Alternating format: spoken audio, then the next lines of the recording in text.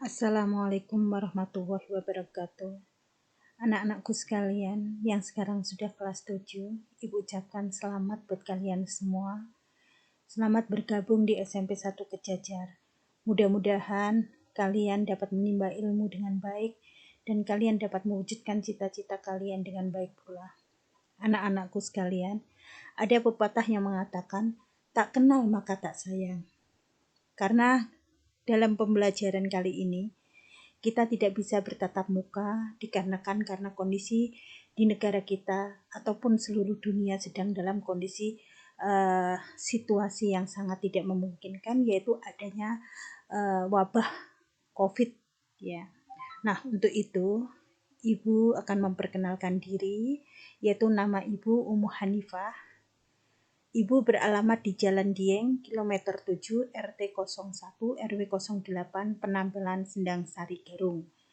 Tepatnya yaitu Ibu lahir pada tanggal 10 Maret tahun 1971 di kota Wonosobo.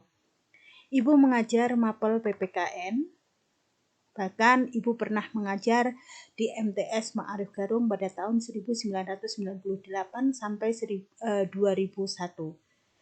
Kemudian Ibu melanjutkan mengajar di MAN 1 Wonosobo tahun 2000 sampai 2003 dan mengajar di SMP Ma'arif Melandi pada tahun 2003 sampai dengan 2007 dan sekarang yaitu sejak tahun 2007 sampai sekarang ini masih mengajar di SMP 1 Kejajar.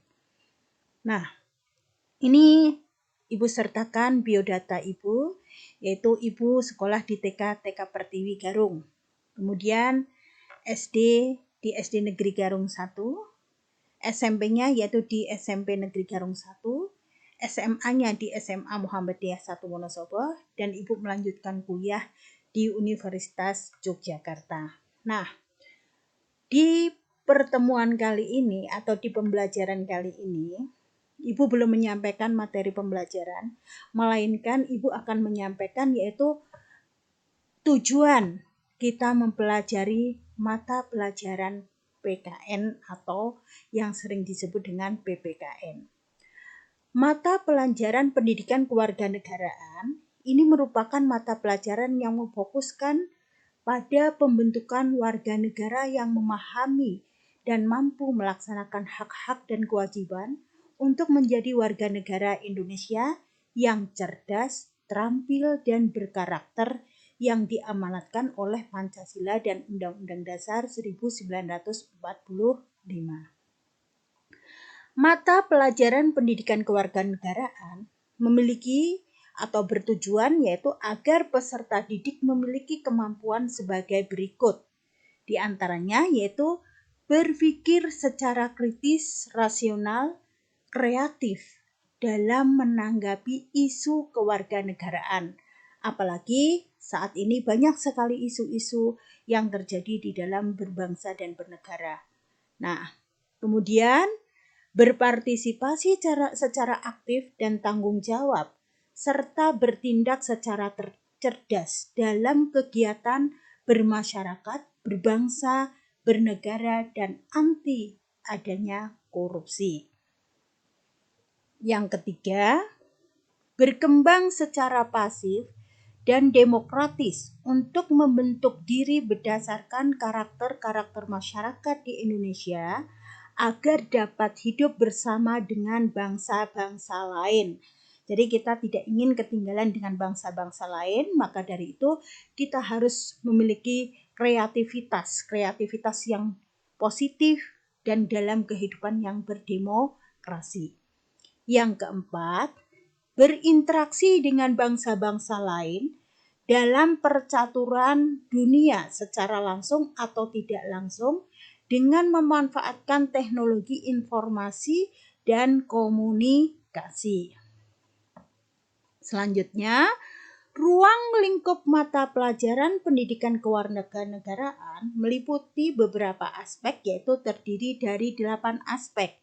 Di antaranya yaitu adanya persatuan dan kesatuan bangsa, meliputi hidup rukun dalam perbedaan, cinta lingkungan, kebangsaan sebagai bangsa Indonesia, dan menegakkan adanya Sumpah Pemuda, keutuhan Negara Kesatuan Republik Indonesia, partisipasi dalam pembelaan negara, sikap positif terhadap Negara Kesatuan Republik Indonesia, dan keterbukaan serta jaminan keadilan.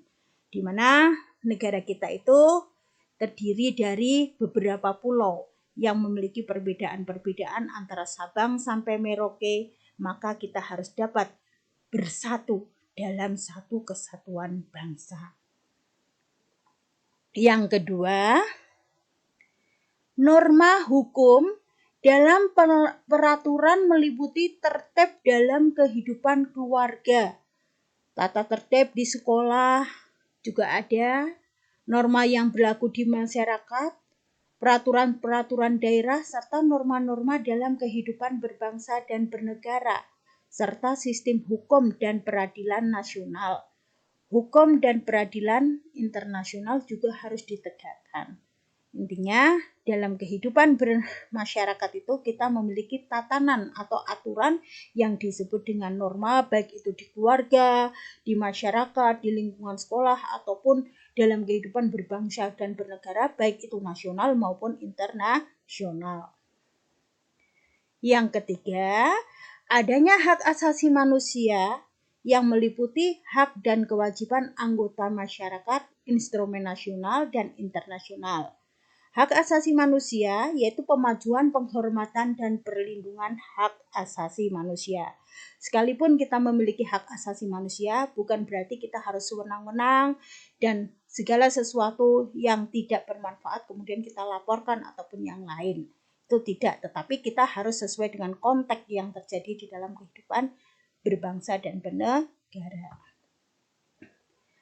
Yang keempat, yaitu adanya kebutuhan warga negara yang meliputi hidup gotong royong, di mana hidup gotong royong ini telah dicontohkan oleh nenek moyang kita sejak dahulu kala sebelum bangsa kita ini lahir.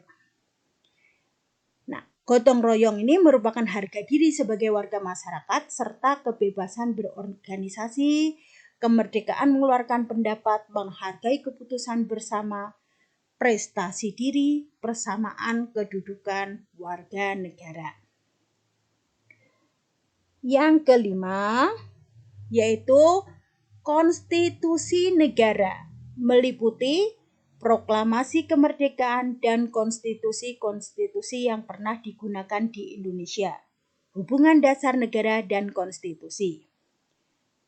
Yang keenam, kekuasaan politik meliputi pemerintahan desa, kecamatan, pemerintahan daerah, dan otonomi pemerintah pusat, demokrasi, sistem politik, budaya demokrasi menuju masyarakat madani, serta sistem pemerintah pers dalam masyarakat demokrasi. Yang ketujuh, Pancasila meliputi kedudukan Pancasila sebagai dasar negara dan ideologi negara.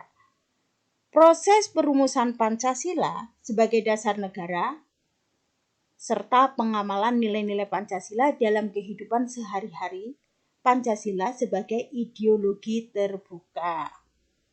Nah, kalian waktu SD pasti pernah mempelajari bagaimana perumusan Pancasila itu digagas oleh beberapa tokoh-tokoh nasional kita yang nanti akan kita pelajari pada pertemuan-pertemuan yang akan datang.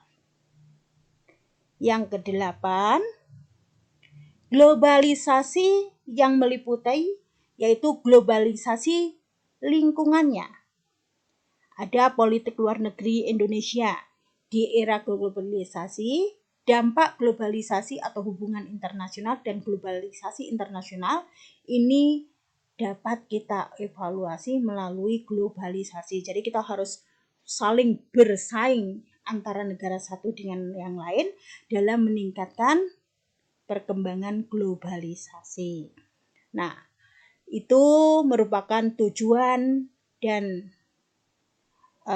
sasaran yang akan kita pelajari di dalam materi PKN, karena untuk pertemuan kali pertama ini, Ibu belum menyampaikan materi pembelajaran, melainkan materi pembelajaran akan Ibu sampaikan itu hanya garis besar saja yang Ibu sampaikan pada pertemuan kali ini.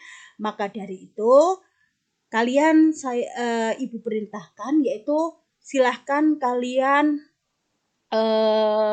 buka buku cetak kalian yang sudah kalian pinjam dari perpustakaan, yaitu tentang bab perumusan dan penetapan Pancasila sebagai dasar negara untuk pertemuan yang akan datang atau minggu depan. Nah, kiranya materi yang Ibu sampaikan pada pertemuan hari ini saya cukupkan sekian, dan Ibu akhiri tetap jaga kesehatan.